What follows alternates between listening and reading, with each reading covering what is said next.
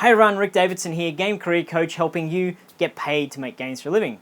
Welcome to this free video series where I'm talking about some of my top tips and top philosophies on getting paid to make games, succeeding as an indie game developer. I'm going to be talking about where to start, how to actually dive in and start being productive at doing that. I'm also going to be talking about the how to approach the design and the development to make a really compelling experience that people talk about and potentially goes viral and bloggers want to write about. And I'm also going to be talking about a couple of very core important things when you think about marketing. I know marketing is a really hot topic for a lot of people. They're like, how do I go about doing that? We'll be talking about that in some of the other videos. For now, I want to jump right into where to start. Let me get my marker. I have a game 1, 2, 3 philosophy that I talk to people about when they're starting this process of getting paid to make games. So when I talk about this game 1, game 2, and game 3, what a lot of people do on game 1 is they try to make something too big.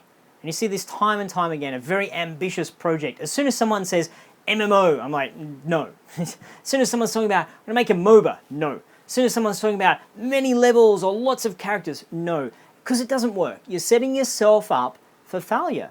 If you create a scope of a project, i.e. what you want to achieve is too big, then it's not going to work out. What I recommend for game 1 is thinking from the point of view of practice, creating a game moment, and I can get to that in a moment, I'll get to moment, and focusing on the player experience. And the player experience is the topic for the next video. I'm going to go really deep into that and help you understand why that is one of the most powerful things to think about when designing and creating a game. Game 2 is where you hook everything up. So don't worry about having a full, complete game in game 1. It's just about creating an experience and a moment. Game 2, hook it all up. Hook it up. So you have the complete flow. You start here, you play the game, you lose a life. What happens when you do that? You're hooking up the monetization. Spell it with an S. I know everyone in the United States is like, what the hell? You said an S, not a Z. Monetization, and it's about completeness. And then on game 3, it's about making money. Game 1 and 2 is not about making money. You might accidentally make some money, that's cool, but I want you to remove that as a necessity and remove that as your goal, because that is what's going to lead you to be frustrated and not succeed. And if you've quit your day job and game 1 has to make money, then you and I need to have a closer conversation, because that's a tough gig to do that, unless you've already made a bunch of games and you're already very competent. Okay, you can do it, but if you're starting out fresh, from scratch, you haven't made a game that you've put out there to the world and said, here it is, then I want you to start small and build your way up. Game 3, it's all about having something that's polished. And it's all about really working on your marketing. And in today's day and age, marketing is such an important, it's a huge thing. If you don't have a marketing strategy for your game, then it really reduces the percentage. It doesn't, it's not impossible to succeed, but it might take the percentage of success from 10% down to 1%. You know, those kind of numbers. Game 1, aim for a month or less to get your game completed in. Everyone should be able to have some sort of game in a month or less. And I'm going to talk about what I mean by game 1 in a moment. I've done this a couple of times now. In a moment, we're going to talk about moment. And then game 2, 1 to 3 months. And then game 3 is whatever it takes. I recommend less than 12 months. If you've already been going longer than 12 months on game 1, then, oh my goodness, it's time to stop and go make your actual game 1 and then come back to whatever it is you've been working on, which is your game 3.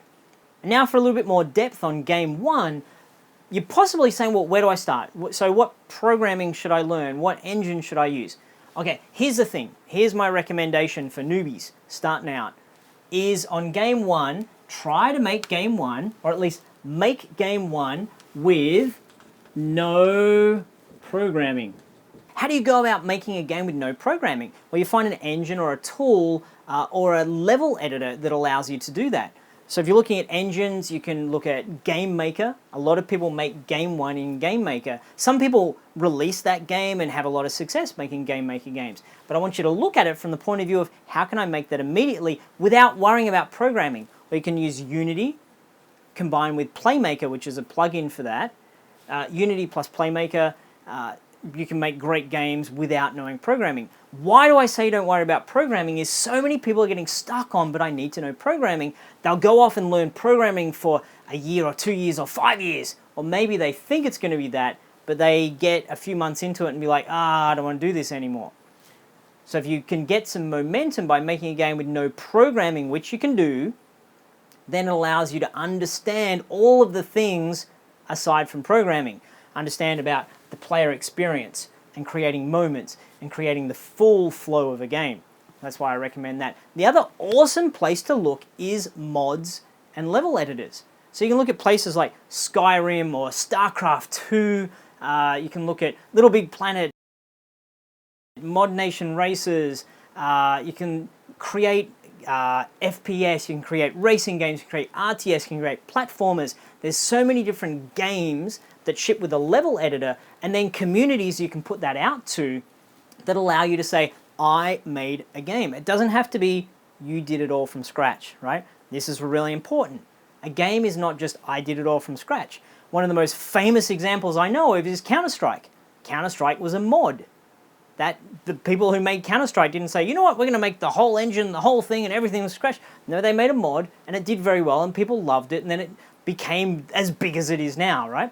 So use engines, and use level editors, and use plugins. Now, when it comes to getting through Game 1, around about Game 2, that's when you want to be doing, in parallel, learning your programming, or teaming up with programmers, finding a buddy who's into programming, and actually starting to understand that a little bit more. If you're going to be the programmer, start learning that more in Game 2. Don't get bogged down in it yet.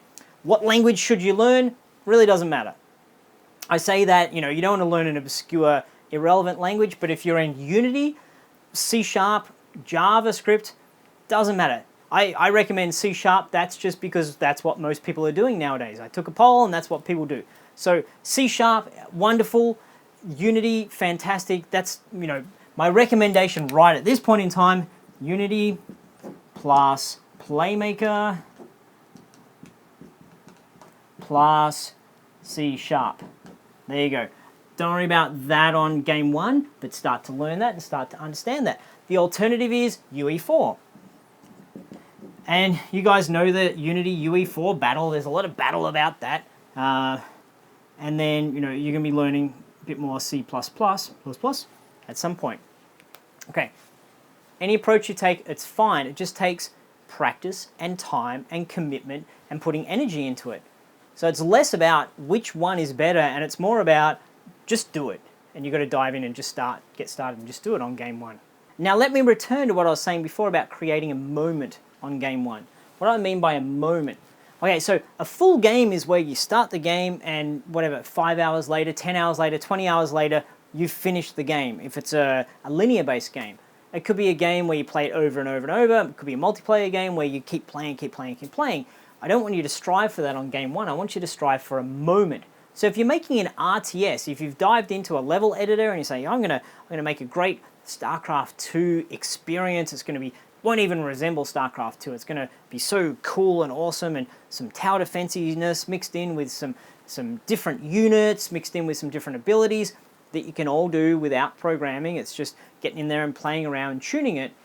You create a moment which might be this epic defend the Alamo type moment in the RTS with a different twist on how you use the units. That is you making Game 1, and that's you learning a lot, particularly when you put it out there, and you have to put it out there to actually be valid as your Game 1. If no one ever sees it, it's not your Game 1, and you have to go and do Game 1 all over again. You've just been playing around with making games. When you get there and say, I made a thing, and you put it out there and say, what do you think about it? And it's really cool using a level editor and making your Game 1, which is a mod, and you make a moment, you get the community giving you feedback on that, which I think is very excellent. It could be you're making a 2D platformer, and you dive into Unity using Playmaker, and using Unity with the 2D approach, and you make a platformer, and in that you say, I'm going to do something different here. What can I do with a platform that's like super fast platform? And whoa, that becomes tough. Or maybe you lay out a level for your first game one, you've got a month to do it, you lay out a level that's all about really making a very tough brain teaser. How do you solve this puzzle kind of level? And you just make this one level, and it's all about that moment. Or it could be an FPS where you create just the most epic multiplayer map that is this confined space. I remember many years ago, a friend of mine made a multiplayer map. It was in Unreal, I believe.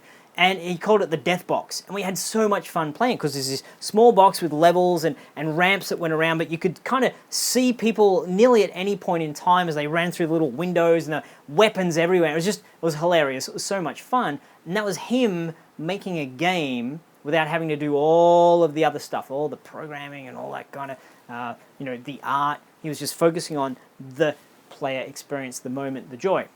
As I said, the important thing is to publish it, get it out there, ask for feedback, learn from it.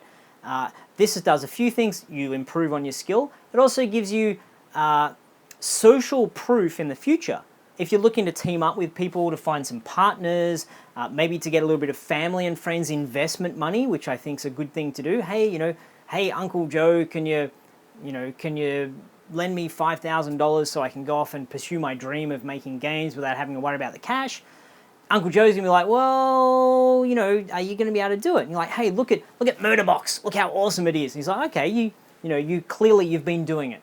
So I love game one from a social proof and a sending a good message, actually showing something to people you've done it before. When you are starting on game one, don't worry about all the business stuff. I teach people a lot about how to handle tax and incorporation and dealing with lawyers and setting up your team and contracts. Like, that's something you don't need to worry about until you're starting to make money. If you've got a buddy that you teamed up with, just have a little casual agreement. Hey, we're 50-50, right? You just write a note, we are 50-50 in all this, and then you figure out what that means later. Don't get bogged down in all of the businessy stuff now. Don't go and incorporate, even if you think that it's fantastic. Don't incorporate until you're given a whole bunch of money through investment or you're about to earn a whole bunch of money through your game. And finally, in game one, really focus on figuring out what it means to create a compelling player experience. As I mentioned before, we'll be talking about that in the next video. So keep your eyes peeled for that. I'll be sending an email out when it's all ready and saying, here's the next video all about player experience and just how it's your number one weapon, your number one tool, your number one device when it comes to figuring out your design and figuring out something that's really going to make people go, wow, this is incredible. So until the next video, I have a simple request. If you've already made game one and already got it out there to the community, please write in the comments, what was it? What sort of game was it? And what was the reception? What did you learn from it? So just let us know, what was your game one? If you're yet to make your game one, let us know what you think it might be. If you've come up with your idea, if you're ready to dive in, do you know programming 1 month, what's your game one going to be? And until next time, I really want to thank you for watching. I love hanging out with you guys. I love being of service. And I really wish you all the best in your quest of getting paid to make games for a living.